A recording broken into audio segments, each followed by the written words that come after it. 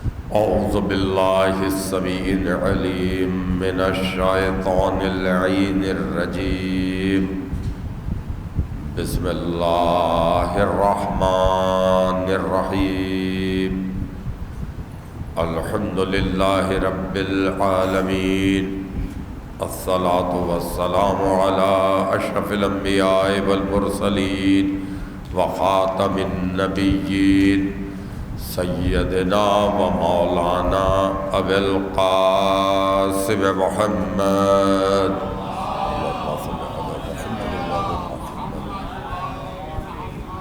وآلہ الطیبین الطاہرین المعصومین المظلومین الذین اذهب اللہ عنہم الرجس وطہرہم تطہیرا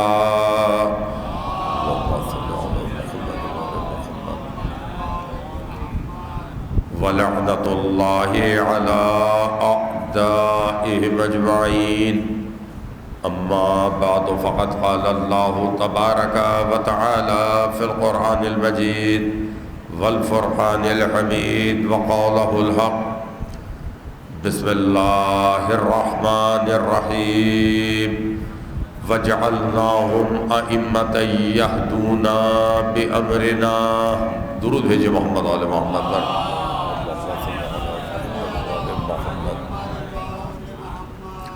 سامعین کرام قدر،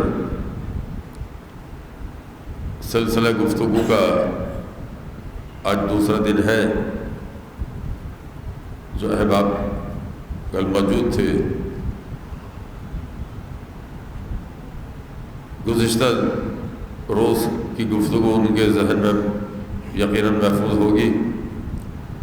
پروردگار عالم فرماتا ہے ہم نے ایسے امام بھیجے جو ہمارے امر سے ہدایت کرتے تھے۔ گویا امر اللہ کا ہوگا اور ہدایت امام کی جانب سے ہوگی۔ وہ اللہ جو قادر مطلق ہے، حکومت اسی کی ہے، اقتدار بھی اسی کا ہے، اختیار بھی اسی کا ہے۔ یہ جملہ شاید دنیا والوں کے لیے عجیب ہو، اس ملک والوں کے لیے عجیب نہیں ہونا چاہیے۔ اقتدار بھی اسی کا ہے، اختیار بھی اسی کا ہے، کیونکہ ہم تو یہی دیکھتے آئے ہیں کہ یہاں اقتدار کسی کا ہوتا ہے، اختیار کسی کا ہوتا ہے، لیکن وہ پروردگار، ملک اسی کا، مخلوق اسی کی، لیکن خلق خدا کی ہدایت کے لیے ضروری ہے کہ وہ کسی کو بھیجے، چاہے منصب نبی ہو، رسول یا امام، کسی کو بھیجے، اس لیے کہ وہ رب ہے۔ جب رب ہے تو ہدایت ضروری، اور جب ہدایت ضروری تو کوئی ہدایت کرنے والا ہو۔ اب عزیزو، بندوں کا کیا ذکر، خود اللہ انہیں وسیلہ بناتا ہے ہم تک ہدایت پہنچانے کے لیے۔ اب ائمہ طاہرین اور سلسلہ ہدایت، کل عرض کر رہا تھا کہ لوگوں نے اعتراض یہ کیا کہ 11 ائمہ کی زندگی، ان کی سیرت سامنے ہے تو طریقہ کار میں فرق نظر آتا ہے۔ کوئی تلوار کے ذریعے قیام کر رہا ہے تو کوئی گوشہ نشینی اختیار کر رہا ہے، تو یہ ائمہ کے طریقوں میں اختلاف ہے یا نہیں؟ جبکہ ہمارا عقیدہ یہ ہے کہ یہ سب کے سب علی ہے، سب کے سب محمد ہے۔ بھائی حدیث ہے نا، ہمارا پہلا بھی محمد ہے، ہمارا آخر بھی محمد ہے، ہمارا اوسط بھی محمد ہے، یہ سب کے سب محمد ہے۔ اور جب سب محمد ہے تو علم ہو یا شجاعت، سخاوت ہو یا عبادت، عصمت ہو یا ریاضت، یہ سب ایک جیسے ہیں۔ جب ایک جیسے ہیں تو پھر یہ بھی فرمایا کہ دیکھو، اگر کوئی ایسا جملہ، کوئی ایسی بات تم تک ہماری طرف سے پہنچے جو صحیح ہو اور یہ یاد نہ آئے کہ کس نے کہی ہے تو کسی ایک کا نام لے دو، غلط نہیں ہوگا، صحیح ہوگا۔ اتنا اتفاق ہے سیرت میں، کردار میں، اتنا اتفاق کہ ایک کی کہی ہوئی بات کو سب نے مان لیا کہ ہاں وہ ہماری جانب سے ہے، تو پھر یہ طریقہ کار میں اختلاف کیوں؟ کہ کوئی میدان جنگ میں نظر آتا ہے تو کوئی گھر میں گوشہ نشین، تو عزیزو یہ اعتراض اس لیے ہوتا ہے کہ انہوں نے رسول اللہ کی سیرت کو نہیں دیکھا، رسول اللہ کی زندگی کو نہیں دیکھا۔ جب پروردگار عالم فرما رہا ہے لَقَدْ كَانَ لَكُمْ فِي رَسُولِ اللَّهِ أُسْوَةٌ حَسَنَةٌ، بھائی تمہارے لیے میری نبی کی زندگی بہترین نمونہ عمل ہے، تو ذرا رسول کی زندگی پر تو نگاہ ڈالی جائے۔ اب دیکھیے 40 برس وہ جو بعثت سے قبل ہے، اعلان نبوت سے پہلے، مورخ کی نگاہ ان پر نہیں ہے، لیکن 23 برس تو مورخین کے سامنے ہے نا، تو ہم 23 برس کو دیکھیں گے جو سب کے سامنے ہے۔ حالانکہ 40 برس بھی اہم ہے، توجہ چاہوں گا، کچھ لوگوں کے ذہن میں یہ بات بھی آتی ہے کہ بھائی خانہ کعبہ میں بت تھے تو پھر اولاد ابراہیم کیا کر رہی تھی، وارث ابراہیم کیا کر رہے تھے، کیوں نہیں بت توڑے؟ یہ بات بھی اب لوگ ہمارے ابھی سوال کر لیتے ہیں، کیا سبب ہوا؟ تو عزیزو اب میں آپ کے سامنے ایک بات رکھتا ہوں، بھئی 40 برس کی رسول اللہ کی زندگی، ان 40 برسوں میں آپ نے اپنا کردار بنوایا، سچائی بنوائی، امانت داری بنوائی، لیکن کوئی جھوٹی سے جھوٹی تاریخ لائے کہ رسول اللہ نے کسی دوسرے کو بت پرستی سے منع بھی کیا ہو، خود نہیں کی، یہ بھی تاریخ ہے، خود کبھی نہیں کی، لیکن کسی ایک کو روکا ہو کہ بت پرستی نہ کرو۔ 40 برس تک آپ نے بت پرستی سے روکا نہیں، 40 برس بعد بھرپور طریقے سے روکا۔ یہ 40 برس تک کیوں نہیں روکا؟ 40 برس تک کسی سے نماز پڑھنے کو نہیں کہا، روزہ رکھنے کو نہیں کہا، کلمہ پڑھنے کو نہیں کہا۔ بھئی کیوں نہیں کہا؟ تو بات وہی ہے، نبی کا ہر عمل امر الہی سے ہوتا ہے، جب تک امر الہی نہیں ہوتا نبی قدم نہیں اٹھایا کرتے۔ درود بھیج دیجئے محمد آل محمد پر۔ وَجَعَلْنَاهُمْ أَئِمَّةً يَهْدُونَ بِأَمْرِنَا، امر الہی ہوگا تو عمل ہوگا۔ اچھا 23 برس دیکھیے، 23 سال ابتدائی مکی زندگی ہے، 13 سال، 10 سال مدینے میں۔ اب جو 13 برس مکے میں ہے، یہاں کیا ہے؟ یہاں مشرکین مکہ کے مظالم ہیں، تشدد ہے۔ بھائی مختلف صحابہ پر کتنا بدترین تشدد ہوا۔ حضرت بلال حبشی جیسا معزز صحابی، مکرم صحابی، ان کو جلتی ریتی پر لٹا دیا جاتا، سینے پر بھاری پتھر رکھ دیا جاتا، چھوڑ دو اسلام، نہیں چھوڑا۔ حضرت خباب بن الارت، انہیں انگاروں پر لٹایا گیا، اسلام نہیں چھوڑا۔ حضرت یاسر، حضرت عمار یاسر کے والد، دیکھیے دنیا بات کرتی ہے، بات کی جاتی ہے، تنظیمیں بنائی جاتی ہے صحابہ کے نام پر، جن صحابیوں نے قربانیاں دی ہیں، جن صحابیوں نے ہر ظلم برداشت کیا مگر توحید کو نہیں چھوڑا۔ ارے کتنی تنظیمیں کسی کے نام پر بنی ہے، ان کا تذکرہ کون کرتا ہے، کہاں ہوتا ہے؟ یہ ہے اس فرش عزا کا اعجاز کہ ان کا ذکر آج بھی باقی ہے۔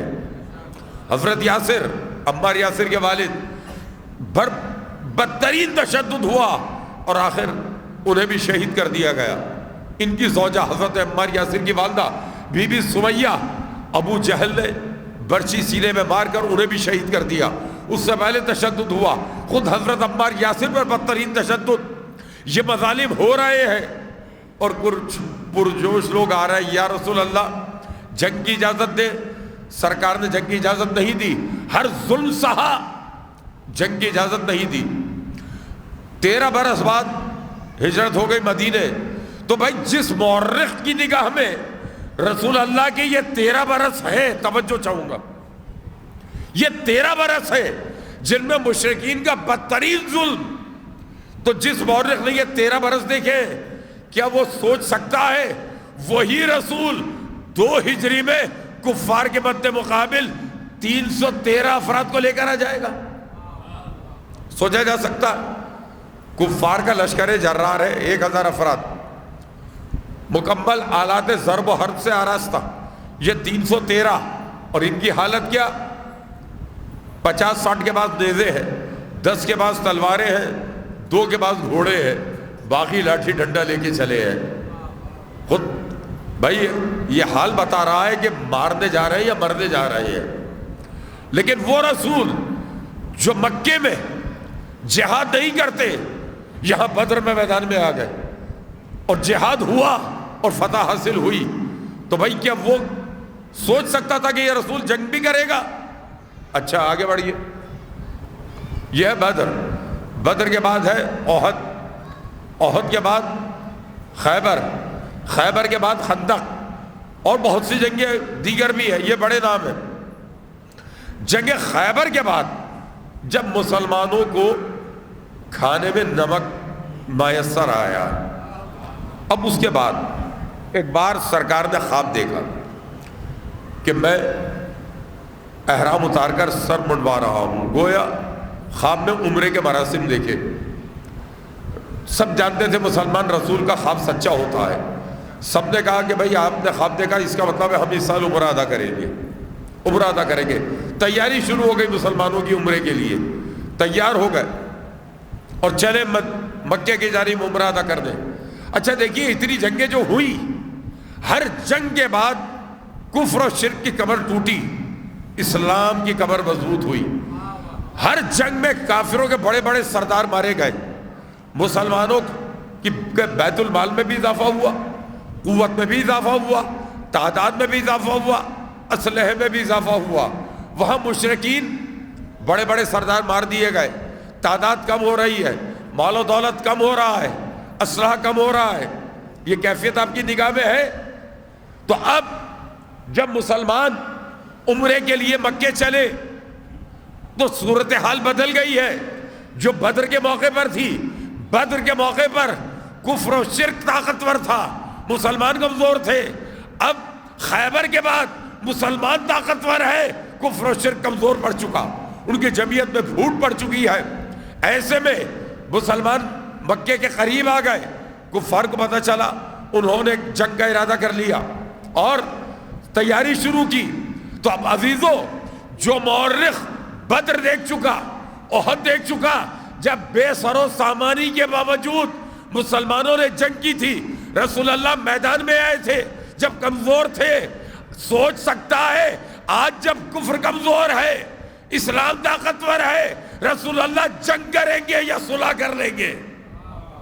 سوال ہے، اور کریں کیا کریں گے؟ تو بھائی عام مورخ یہی کہے گا، جب کمزور تھے جنگ سے پیچھے نہیں ہٹے، تو آج جب طاقتور ہیں آج کیسے پیچھے ہٹ سکتے ہیں؟ لیکن دنیا نے دیکھا رسول اللہ نے طاقت حاصل کرنے کے بعد جنگ نہیں صلح کر لی، جسے صلح حدیبیہ کہتے ہیں۔ تو اب لقد کان لکم فی رسول اللہ اسوۃ حسنہ، تمہارے لیے میرے نبی کی زندگی میں بہترین نمونہ عمل ہے۔ تو بھائی ائمہ طاہرین کون ہے؟ ائمہ وہ آئینے ہیں جو رسول کی زندگی کو منعکس کرتے ہیں۔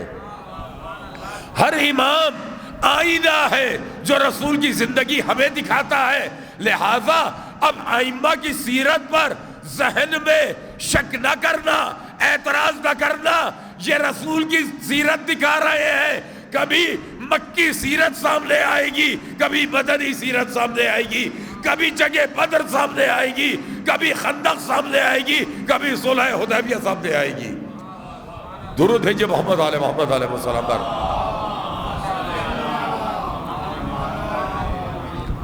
لہذا اب مولا علی کی زندگی، تو بھائی وہی علی جو بدر میں تلوار چلا رہے ہیں۔ توجہ چاہوں گا، بدر سے 2 سال پہلے ہجرت ہوئی ہے، تو بھائی 2 سال میں عمر میں کیا فرق پڑ گیا ہے؟ بدر میں 23 سال کے تھے، مکے میں ہجرت کے موقع پر 21 سال کے ہیں، تو عمر میں کتنا فرق پڑا ہے؟ بھائی وہی نوجوان ہے نا۔ تو وہی علی جو بدر میں تلوار چلا رہے ہیں، وہی علی شب ہجرت چادر اوڑھ کر لیٹ گئے ہیں، سو گئے ہیں، فقط لیٹے نہیں سو بھی گئے ہیں۔ گویا علی نے بتا دیا کہ ان کا مقصد ہر جگہ تلوار چلانا نہیں ہے، بلکہ امر الہی جو ہے علی وہ کریں گے۔ تلوار چلانا ہو تلوار چلائیں گے، عبادت کرنا ہو رات بھر عبادت کریں گے، اور امر الہی اگر یہ ہے رسول کے بستر پر سو جاؤ تو علی سو جائیں گے۔ امر الہی ہر نبی کا طریقہ یہی ہے۔ تو اب عزیزو، وہی علی جو مدینے میں 10 برس آپ کو میدان جنگ میں نظر آئیں گے، 25 برس وہی علی اب گوشہ نشین ہے، اس لیے کہ اب وقت اور حالات کا تقاضا اور ہے۔ مولا کے بعد اب امام حسن کا دور آتا ہے، اور ضرورت تو اس بات کی ہے، اور ظاہر ہے کہ امام کی شہادت کے ایام بھی آنے ہیں تو گفتگو وہاں ہو جاتی، لیکن ایک جملہ پیش کر کے آگے بڑھوں گا۔ ہمارے یہاں ایک اصطلاح عام ہے، اور وہ وقت کے ساتھ کچھ اس میں تبدیلی ہوتی رہی۔ کیا پہلے کہا جاتا تھا آپ کو شہزادہ ایسا ہی ہے نا، پھر لوگوں کا جذبہ بڑھا، انہوں نے لکھا پیمبر پھر اور آگے بڑھے کچھ جوشیلے، انہوں نے لکھا رب اب اس وقت میں نہ رب پر بات کروں گا نہ پیمبر پر، میں لفظ امن پر بات کروں گا، لفظ امن پر، کہ بھائی شہزادہ کیوں ہے؟ امن کے حوالے سے آپ کو کیوں یاد کیا جاتا ہے؟ کہ بھائی صلح کر لی تھی۔ تو اگر اس لیے امام حسن قابل تعریف ہے، اس لیے صاحب فضیلت ہے کہ صلح کر لی تھی، تو امام حسین کو آپ کیا کہیں گے؟ شہزادہ جنگ کیا کہیں گے پھر؟ تو یاد رکھیں، نہ یہاں صلح اپنی مرضی سے ہے، نہ وہاں جنگ اپنی مرضی سے ہے، بلکہ امر الہی کیا ہے، امر الہی کیا ہے۔ اور غور کیجئے، امام حسن تو جنگ کے لیے آمادہ تھے، ہراول دستہ بھیج چکے تھے آپ پہلے ہی، اور مدائن میں علاج کے بعد جب صحت یاب ہوئے جنگ کے لیے آمادہ تھے۔ وہاں امیر شام سادہ کاغذ دستخط کر کے بھیجتا ہے کہ شرائط آپ لکھیں، تسلیم میں کروں گا۔ وہاں حسین پیشکش کر رہے ہیں، تم نے بلایا تھا تو میں آیا ہوں، اگر پسند نہیں تو واپس چلا جاتا ہوں، لیکن انہوں نے امام کی ہر پیشکش کو رد کر دیا۔ وہاں امیر شام کہہ رہا ہے شرائط آپ لکھیں۔ تو یاد رکھیں عزیزو، تبدیلی حق کے کردار میں نہیں آئی، امامت کے کردار میں نہیں، باطل کے کردار میں تبدیلی ہے۔ کل صلح چاہ رہے تھے، آج جنگ چاہ رہے ہو، باطل کا کردار بدلا ہے۔ اور پھر وہ ایک بات جو کہی جاتی ہے، ایک بات بنام حدیث، اور ستم ظریف ہی ہے کہ ہمارے یہاں کے لوگ بھی بیان کر دیتے ہیں۔ وہ بات کیا ہے؟ میرا یہ نواسا ملت کے امت کے 2 عظیم گروہوں میں صلح کروائے گا۔ میرا یہ نواسا امت کے 2 عظیم گروہوں میں صلح کروائے گا۔ صاحبان معرفت، صاحبان فہم بیٹھے ہیں، بھائی اگر امت کے دونوں گروہ ہی عظیم تھے تو بھائی جھگڑا کیوں تھا؟ اختلاف کس لیے تھا اگر دونوں عظیم تھے؟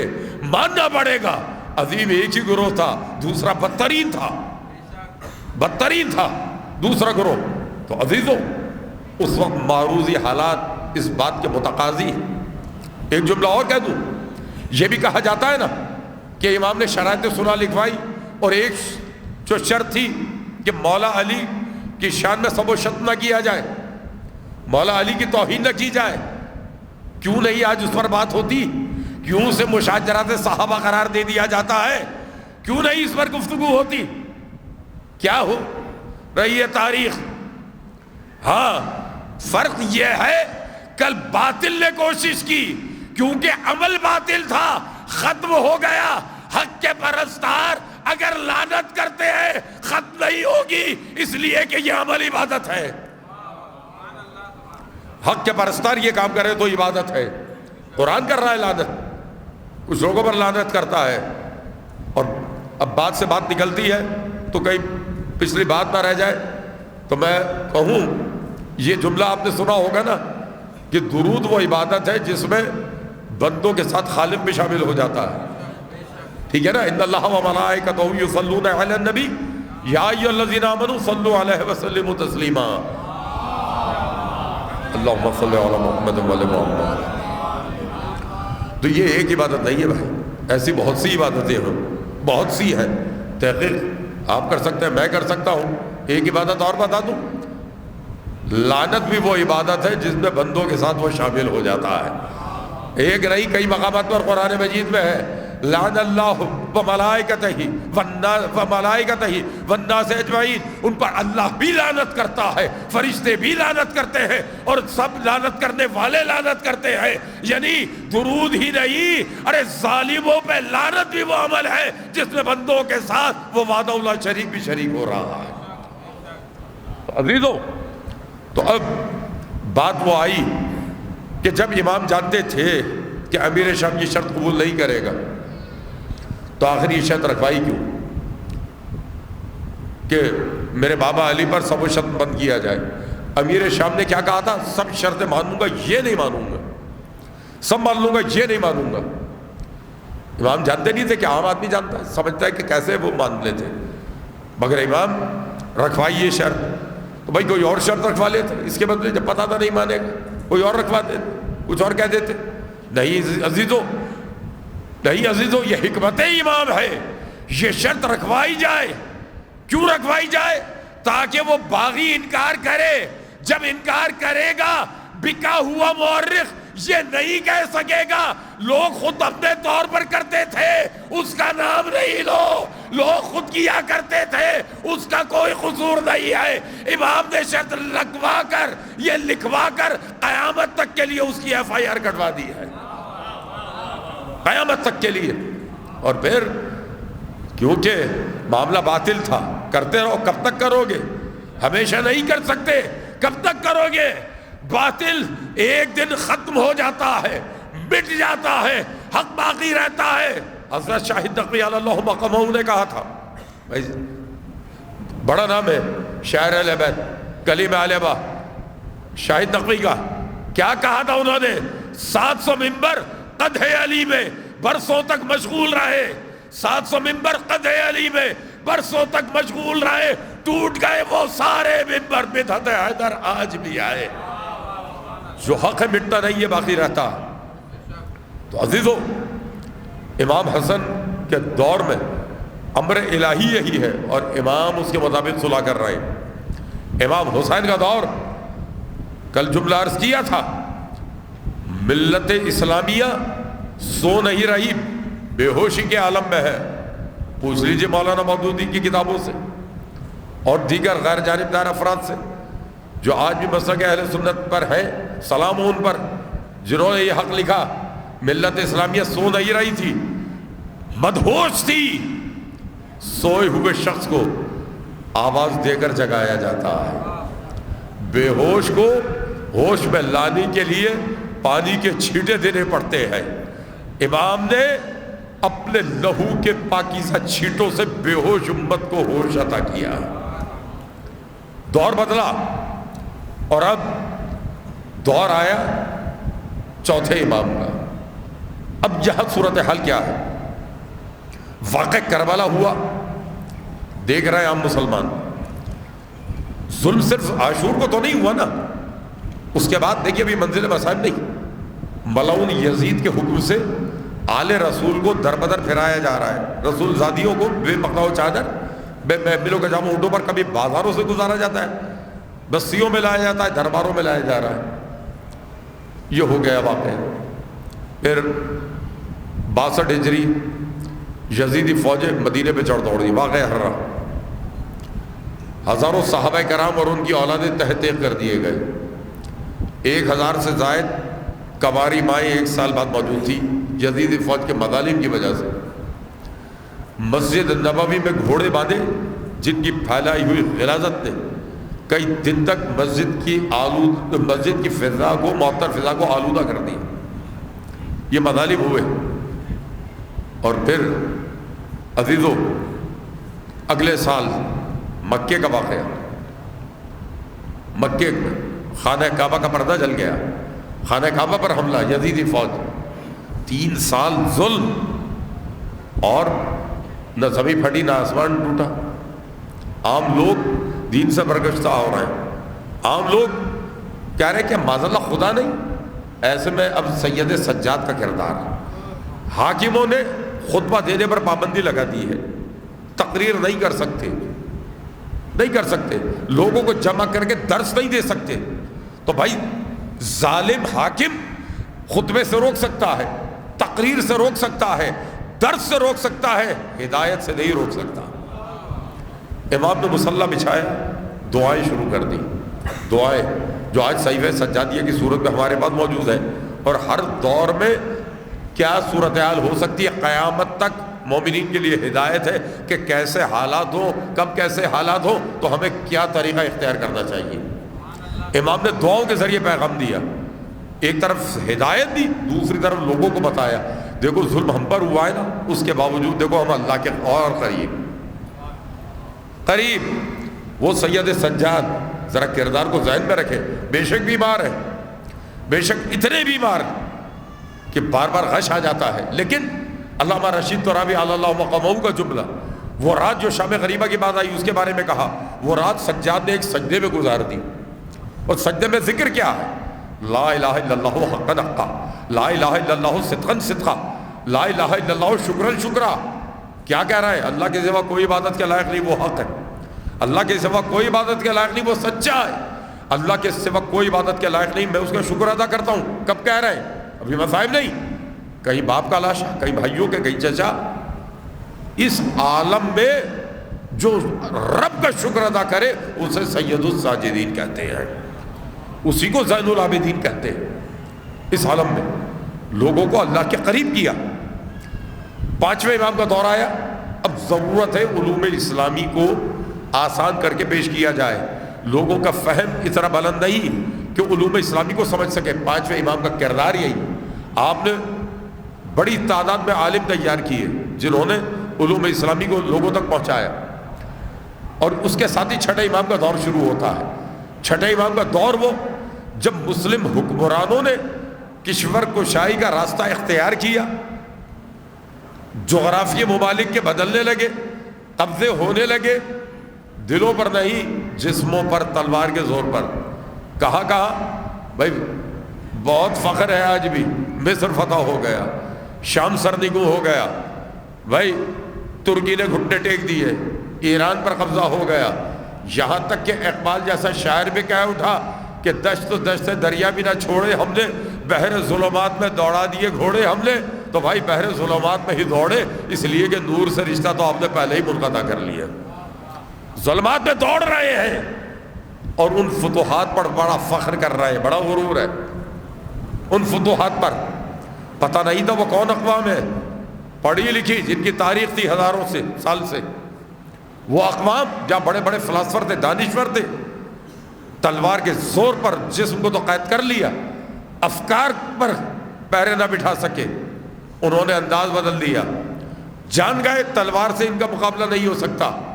لیکن اب رخنہ اندازی کی جائے، ریشہ دمانیہ کی جائے، کیسے؟ گفتگو کے ذریعے. لہذا وہاں کے بڑے بڑے افراد آئے، بہت سارے نام ہیں، ابن البقفا ہو یا ابو مالک ہو اور بہت سے افراد عزیزوں، میمور ابن دسان، جنہوں نے مسلمانوں کے مجمع میں جا کر سوالات پیدا کیے توحید پر، قرآن پر. کوئی عالم جواب نہیں دے پاتا تھا ان لوگوں کا، ان کی گفتگو کا کسی کے پاس جواب نہیں ہوتا تھا. اور ادھر امام پر پہرے لگائے ہوئے ہیں، پابندیاں ہیں. لہٰذا امام جعفر صادق علیہ السلام نے درود بھیجو محمد علی محمد، اللہم صلی علی محمد وعلی محمد. 6ٹھے امام نے عزیزوں صرف عالم بھی تیار نہیں کیے، عالم کے ساتھ مناظر بھی تیار کیے.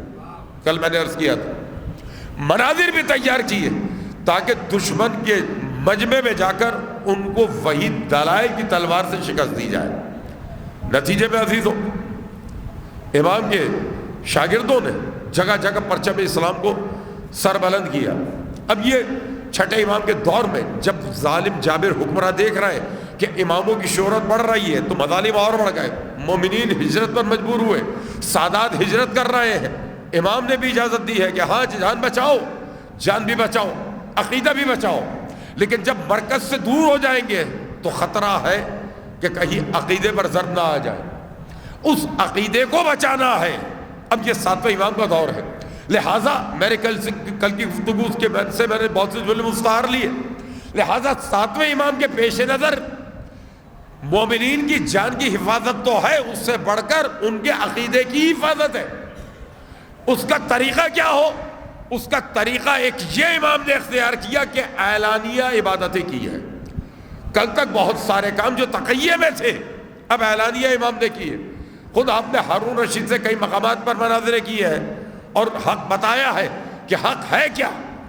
اور پھر عزیزو یہ امام کا دور ہے اور سخت ترین قید خانوں میں امام کو رکھا گیا، لیکن عزیزو ہر جگہ امام نے بتایا کہ یاد رکھو امام جو دنیا والے بنائے وہ اور ہوتا ہے، اور جسے قدرت امام بنائے وہ امام اور ہوتا ہے. واقعات امام کی زندگی کے بہت سے آپ کی نگاہوں کے سامنے ہیں، قید میں ہیں اور مختلف منصوبہ بندیاں ہوتی ہیں. قید میں امام کو رکھا گیا اور ظالم نے کہا کہ بھائی علی سے لے کر موسی کاظم تک کسی کے دامن پر کوئی دھبا نہیں ہے. سازش ہوئی، قید خانے میں ایک حسین و جمیل کنیز کو بھیج دیا کہ شاید اب باطل کو کوئی راستہ مل جائے. کنیز آئی اور دوسری جانب سوراخوں سے دیکھتے رہے کہ کیا ہو رہا ہے. 3 دن بعد دروازہ کھولا، کنیز کو واپس لے گئے، دربار میں لے کر گئے. کنیز کی حالت عجیب ہے، لگتا ہے اس دنیا میں ہی نہیں ہے. ہارون کے سامنے آئے، ہارون نے کہا تیری یہ حالت کیوں ہے؟ کہنے لگی تم نے کس کے پاس مجھے بھیج دیا تھا؟ خدا کی قسم میں نے دیکھا اس کا سر سجدے میں رہتا ہے یا نماز میں مصروف رہتا ہے، میری طرف دیکھتا ہی نہیں ہے. میری نگاہ ایک جانب اٹھی، دیکھا کہ حسین و جمیل حوریں موجود ہیں جن کے سامنے میں کچھ نہیں. مجھ سے کہنے لگی تو کہاں آ گئی ہے؟ ارے یہ تو وہ ہستی ہے کہ ہماری طرف نہیں دیکھتے تو تیری اوقات کیا ہے؟ یہ ہماری طرف نہیں دیکھتے. تو عزیزوں غور کیجئے، ایک سازش ایک اور معصوم کے خلاف ہوئی تھی، ایک نبی کے خلاف، جناب یوسف کے خلاف. وہاں بھی باطل نے، ابلیس نے یہی ہتھیار آزمایا تھا جو امام موسیٰ کاظم کے خلاف آزمایا گیا. مگر نبوت و امامت میں فرق یہی ہے، نبی کے سامنے جو گناہ کی نیت سے گیا تھا نبی نے اس سے دامن عصمت کو بچایا، محفوظ چلے آئے. حضرت یوسف دامن عصمت بچا کے چلے آئے، لیکن عزیزو امام کے سامنے جو گناہ کی نیت سے گیا امام نے اسے بھی متقی بنا دیا، اس کو بھی بدل کے رکھ دیا. اب یہی عزیزو امام مختلف قید خانے، اور جب کسی قید خانے میں جاتے ہیں اس قید خانے کا ماحول بدل جاتا ہے، نگراں تبدیل ہو جاتا ہے، نگراں کا عقیدہ بدل جاتا ہے، نگراں کا کردار بدل جاتا ہے. بہت سارے واقعات ہیں عزیزو، لیکن یہاں اس وقت ذکر امام کے ایک شاگرد کا اور تمام مومنین تک کوئی پیغام دینا چاہ رہا ہوں. ہر مومن تک، بے شک آج مومن مشکلات کا شکار ہے، پریشانیوں میں، مالی مسائل، جو صورتحال مہنگائی کی سب کے سامنے، بے روزگاری، بیماریاں، تعصب، راستے کی رکاوٹیں. لیکن عزیزو یہ سارے مسائل ایک طرف، دل کی تسکین کے لیے یہ ذہن میں ہونا چاہیے کہ ہمارے امام ہمیں دیکھ رہے ہیں، امام کی ہم پر نظر ہے. علی بن یقین امام کا شاگرد ہے، امام کی خدمت میں آیا، مولا یہ ظالم و جابر حکمراں مجھے حکومت کا وزیر اعظم بنانا چاہ رہا ہے، آپ بتائیے کیا کروں؟ ذرا دیکھیے یہ امام کا شاگرد کیسا ہوتا ہے. مجھ جیسے کسی شخص کو اگر کونسلر کی بھی آفر ہو تو اس کا پیر زمین پہ نہیں پڑے گا، اور وہ کتنے بڑی حکومت کا وزیر اعظم. یہ پاکستان جیسا چھوٹا ملک نہیں، پورا مصر، پورا شام، اردن، فلسطین، اسرائیل، لبنان، یہ ترکی، ایران، افغانستان، سعودی عرب، مڈل ایسٹ کی ریاستیں، یمن، بلوچستان تک کے علاقے، افریقہ میں مراکش تک اتنی بڑی حکومت ہے، اس کا وزیر اعظم اور امام کے پاس آ رہا ہے، مولا بتائیں کیا کروں؟ امام نے کہا عہدہ قبول کر لو۔ اور مولا ظالم و جابر حاکم، کہا قبول کر لو۔ کیوں؟ کہا تم وزیر اعظم بنو گے تو خلق خدا کو انصاف ملے گا۔ علی کا چاہنے والا کسی بھی مقام پر ہو، ملازمت پر ہو، چاہے افسر ہو یا ماتحت، کاروبار کر رہا ہو، ہنرمند ہو، مزدور ہو، یاد رکھے وہ مولا علی کا نمائندہ ہے۔ خلق خدا کے ساتھ انصاف، خلق خدا کے ساتھ انصاف، پہلی بات۔ دوسری بات کہ امام نے میرے چاہنے والوں سے خصوصی سلوک کرنا، دو باتیں کہہ دی، لوگوں سے انصاف کرنا، میرے چاہنے والوں سے خصوصی سلوک۔ کہا مولا ٹھیک ہے۔ امام نے کہا علی بن یقین یہ میرا جملہ پہنچا دیجئے ہر حکومت اس فرد تک جو حکومت کے کسی ادارے سے وابستہ ہے، بلدیات سے، صوبائی اسمبلی میں، آج نہیں یہ بنے گی تو قومی اسمبلی، وزارت ہو، سفارت ہو، مشیر ہو یا اور کسی عہدے پر ہو، جہاں معاملہ آتا ہے بھائی خطرے میں ہے، تمہیں پتہ نہیں کتنے دباؤ میں ہوں میں، بھائی بڑی مشکل سے یہ کام کر رہا ہوں، یہی باتیں سننے کو ملتی ہے، پہنچا دیجیے ان تک بات۔ امام نے وعدہ لیا ہے، ضمانت لی ہے علی بن یقین کے ذریعے، علی بن یقین میرے چاہنے والوں کی حفاظت تمہارا کام ہے، تمہاری حفاظت میرا کام ہے۔ یہ امام کا جملہ یاد رکھے، میرے چاہنے والوں کا خیال رکھنا تمہارا کام ہے، تمہاری حفاظت میرا کام ہے۔ چغل خوری کی حاسدوں نے کہ یہ علی بن یقین تو امام موسیٰ کو امام مانتا ہے، خمس بھیجتا ہے، آپ نے اس کو وزیر اعظم بنایا ہے۔ کہا بھائی ثبوت؟ کہا آپ نے جو انعام میں اسے خلط دی تھی وہ اس نے امام کو بھیج دی ہے۔ اچھا اس نے کیا تھا ایسا؟ ہارون نے اسے خلط دی، اس نے امام کو بھیج دی، امام نے اسی طرح سر بمہر اسے واپس بھیج دی کہ اسے محفوظ رکھ۔ اب یہ حیران ہے امام نے میرا تحفہ قبول نہیں کیا۔ کچھ دن گزرے کہ بادشاہ نے، ہارون نے اس سے کہا وہ خلط کہاں ہے جو میں نے تجھے تحفے میں دی تھی؟ اس نے کہا گھر پہ رکھی ہے۔ کہا ذرا لا سامنے۔ وہ کہہ چکے نا امام کو بھیج دی تھی اس نے، اس کے یہ غلام نے مخبری کی تھی، اس لیے کہ غلاموں اور کنیزوں کو مخبر بنا کے داخل کیا جاتا تھا، جاسوس بنا کے۔ اس نے اپنے غلام کو بھیجا، خود وہی رہا، اور بھائی اس کمرے کے فلاں صندوق سے نکالنا، وہ نکالنا ہے۔ ہارون نے کہا بھائی اس کی تو مہر تک نہیں ٹوٹی۔ کہا بادشاہ تیرا انعام تھا لہذا اسے کیسے میں وہ کرتا۔ بات ہو گئی تمام۔ دوسرا واقعہ علی بن یقین کی پھر چغلی ہوئی کہ بھئی یہ شیعہ کہ کیسے پکڑیں۔ دیکھیے نماز میں نہیں فیصلہ ہو سکتا، کیونکہ جانتے ہیں آپ کہ مختلف جو مکاتب ہیں ان کا نماز پڑھنے کا انداز ہم سے ملتا ہے۔ کہا کیسے کریں بھائی؟ وضو دیکھو اس کا، وضو چھپ کے کرتا ہے، اس سے سب فیصلہ ہو جائے گا۔ جاسوس چلا وضو دیکھنے کے لیے، وہاں دقل باب ہوا، غلام نے پوچھا کون ہے؟ کہا امام موسیٰ کاظم کا قاصد آیا ہے۔ یہ قاصد دوڑ کر گیا، قاصد کو عزت سے بٹھایا، خط لیا، خط میں لکھا تھا علی وضو کا طریقہ بدل دے، الٹا شروع کر دے، سر آدھے سر کا نہیں پورے سر کا مسا کر، پیروں کا مسا نہ کر، پیروں کو دھو، الٹا وضو شروع کر دے۔ دیکھیے یہ یقین امامت پر کہنے، اس نے یہ نہیں سوچا کہ کل کیا کہا تھا آج کیا سکھا رہا ہے، جیسے امام نے حکم دیا تھا ویسے شروع کر دیا۔ کچھ دن گزرے، جاسوسوں نے خبر دی بھائی ہماری طرح وضو کرتا ہے۔ ہارون نے بلا کر کہا بھائی اب میں کسی کی چغلی تیرے خلاف نہیں سنوں گا، تو میرا ہے، ہم نے دیکھ لیا تو وضو ہماری طرح کرتا ہے۔ علی خوشی سے گھر آیا، یہ گھر پہنچا، وہاں امام کا قاصد آ گیا، خط کھولا، لکھا تھا علی وضو پرانے طریقے سے شروع کر دے، وضو پرانے طریقے سے شروع کر دے۔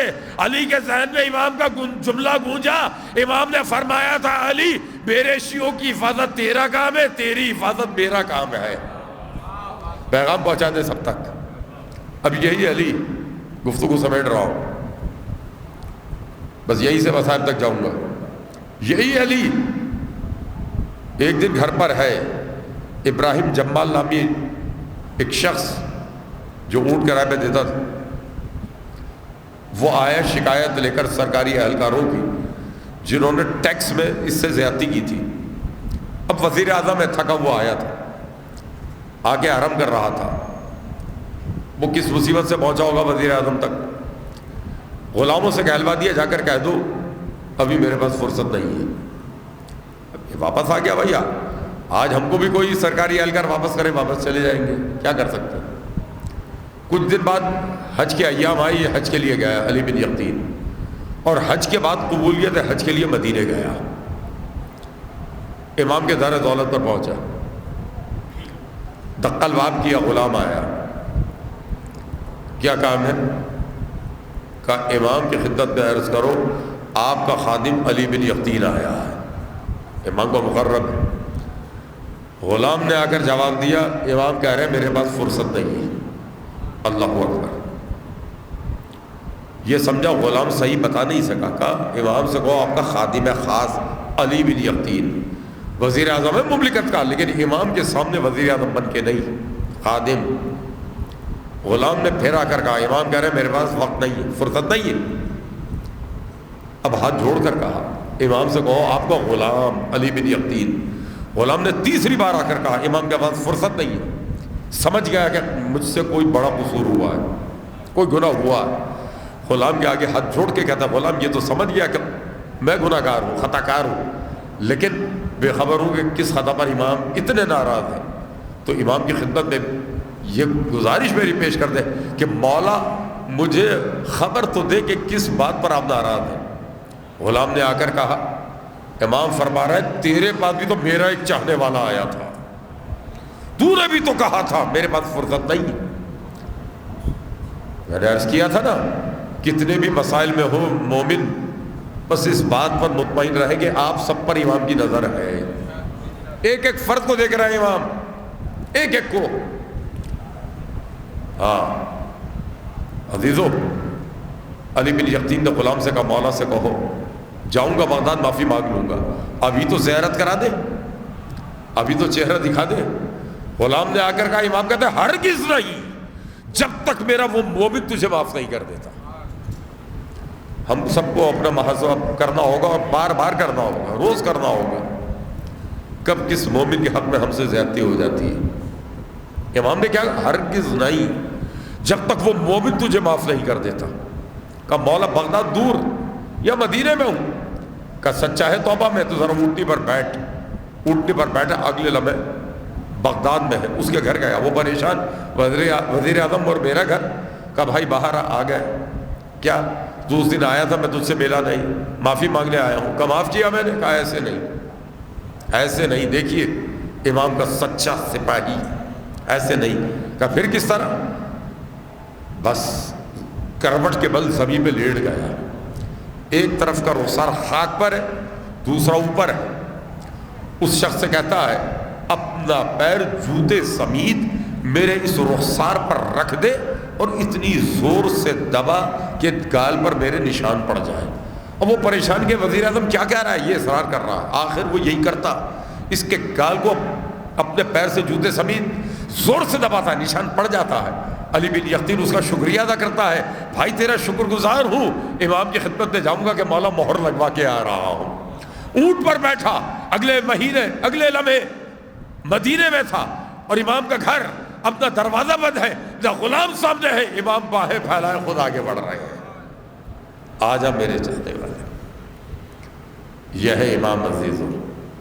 ہاں کیونکہ امام کی ولادت کی تاریخ تھی, شہادت کی نہیں, لہذا امام کے مصائب تو نہیں پڑھوں گا, مگر عزیزو ایک واقعہ پڑھوں گا.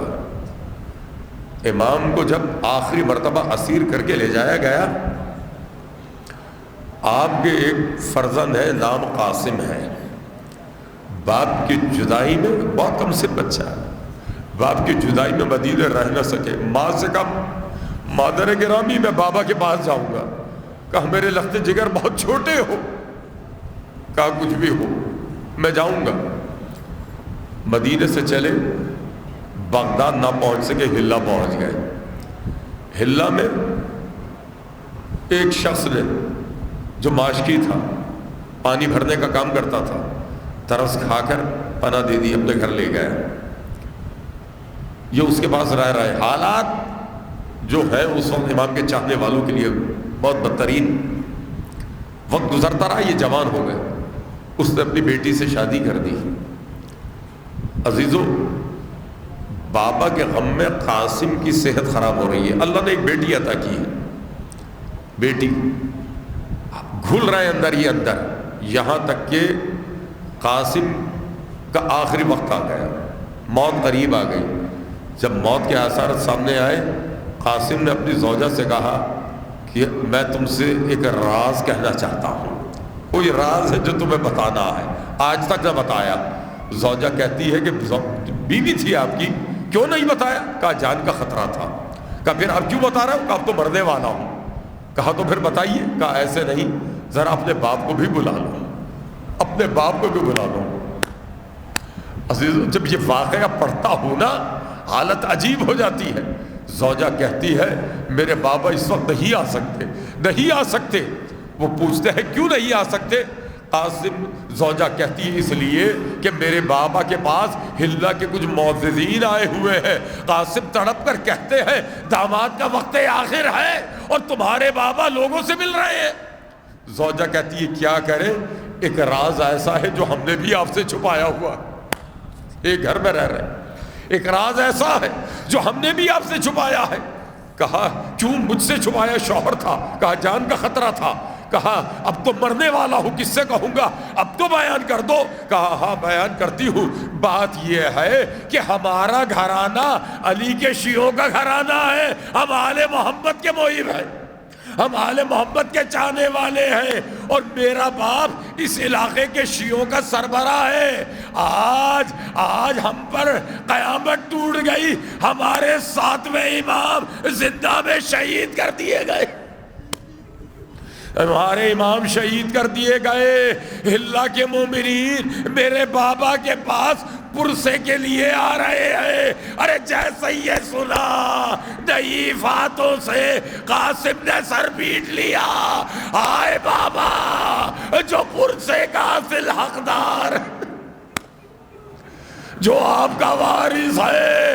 ارے پرسے سے بھی محروم. زوجہ سے کہا ارے جس کے تم ماننے والے ہو اسی امام کا لخت جگر ہوں، میں اسی امام کا بیٹا ہوں. اور دیکھو یہ جو میری بیٹی ہے نا، اسے اس کے ددیال تک پہنچا دینا، مدینے لے جانا، وہاں محلہ بنی ہاشم میں لے کے جانا.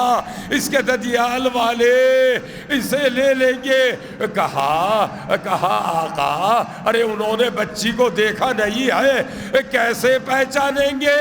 ایک بار قاسم نے کہا ہمارے یہاں سیرتیں بھی ایک سی ہوتی ہے، صورتیں بھی ایک سی ہوتی ہے. ارے میری یہ بیٹی رقیہ میری جدہ سکینہ سے ملتی ہے، یہ صورتیں بھی ایک سی ہے. وہاں جاؤں گی پہچان لیں گے.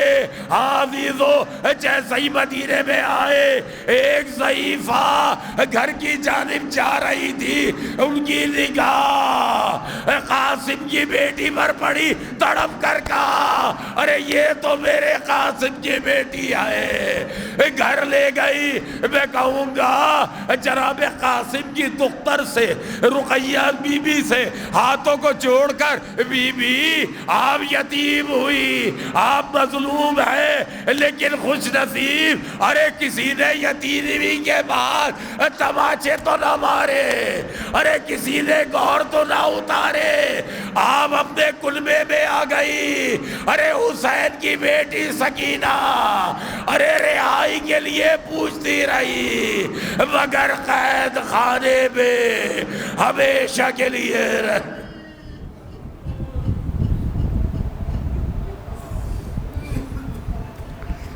لعنت اللہ علیہ الظالمین. فسیعلم الذین ظلموا ای منقلب ینقلبون. پروردگار ہمارے اس قلیل عبادت کو شرف قبولیت عطا فرما، ہمارے گناہان کبیرہ و صغیرہ کو معاف فرما، تمام بیماروں اور زخمیوں کو شفاء کاملہ عطا فرما، جو بے اولاد ہیں ان کو اولاد صالحہ عطا فرما. پروردگار بے روزگاروں کو بہترین روزگار عطا فرما، جو مقروض ہیں ان کا قرض غیب سے ادا فرما دے، جو بے گھر ہیں انہیں بہترین ٹھکانہ میسر فرما، مملکت پاکستان کو ترقی و استحکام عطا فرما۔ پروردگار عزاداری امام حسین اور زیارات کے راہ میں آنے والی رکاوٹوں کو نیست و نابود فرما دے۔ پروردگار مومنین کو خصوصاً یکم ربیع الاول کے حوالے سے بھرپور استقامت عطا فرما۔ پروردگار مومنین کو وہ جذبہ عطا فرما کہ وہ اپنے حق کو بآسانی حاصل کر سکے۔ پروردگار دنیا بھر میں جہاں جہاں مومنین ظالموں کے خلاف برسر پیکار ہیں انہیں کامیابی نصیب فرما۔ وقت کے امام کے ظہور میں تعجیل فرما، ہمیں ان کے جانثاروں میں شمار فرما۔ ربنا تقبل منا انک انت السمیع العلیم برحمتک یا ارحم الراحمین۔ ماتم حسین۔